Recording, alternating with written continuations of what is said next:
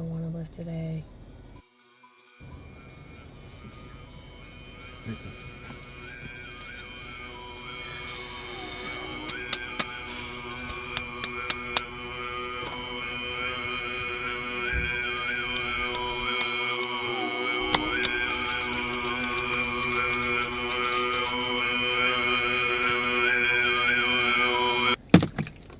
Let's go lift some hip.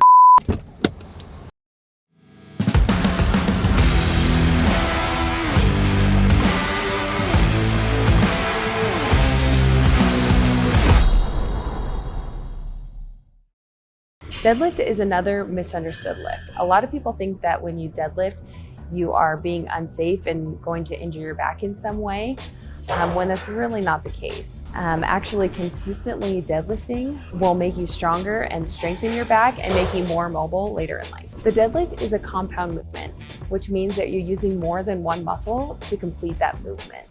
When you are deadlifting, from the moment that you bend over to reach that bar, you are working your traps, your upper back, your lower back, your glutes, your hamstrings. So many muscles are involved, from bending over to picking that bar up to standing up.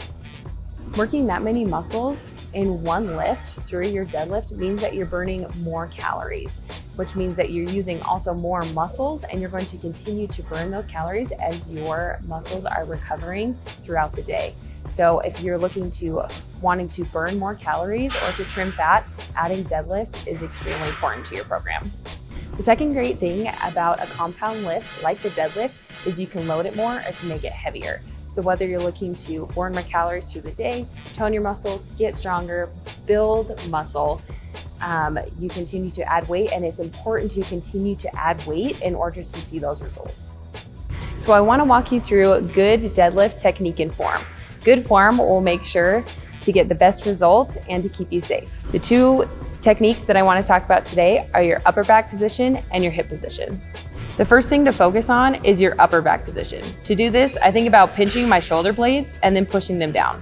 This helps keep my spine straight and gets my back in the position I want to finish the lift in right from the start. I remind myself, begin the way that you want to end.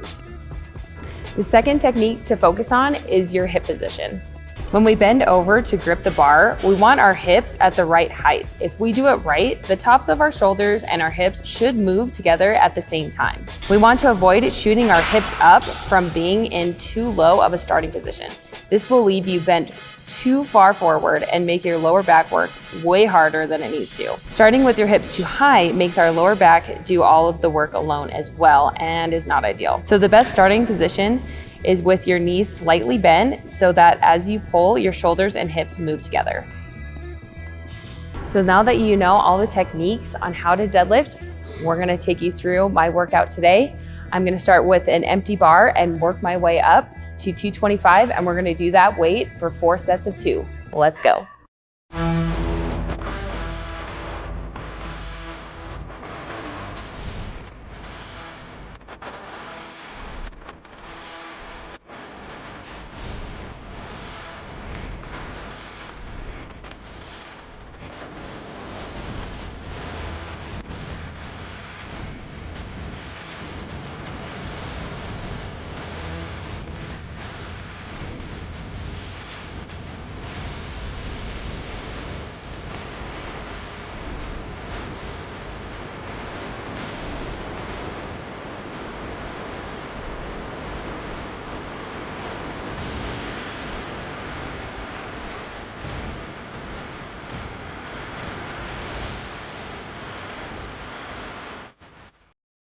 So now that I've finished with my top sets, I've dropped the weight down, and I'm going to go ahead and do a variation and just hit a bunch of those for some lighter weight.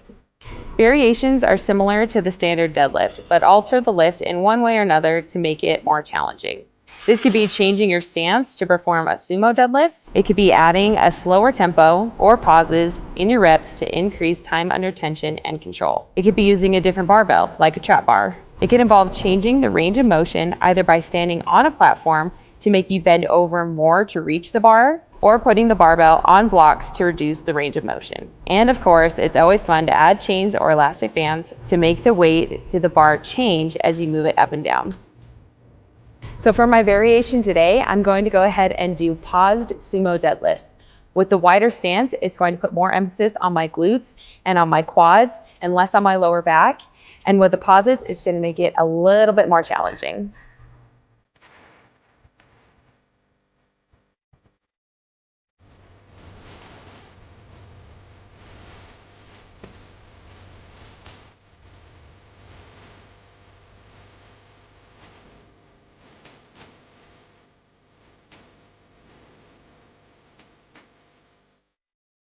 So that's it for deadlifting today. I'm pretty spent and won't be able to lift much more with the barbell, but I'm gonna go ahead and burn out my quads and my glutes.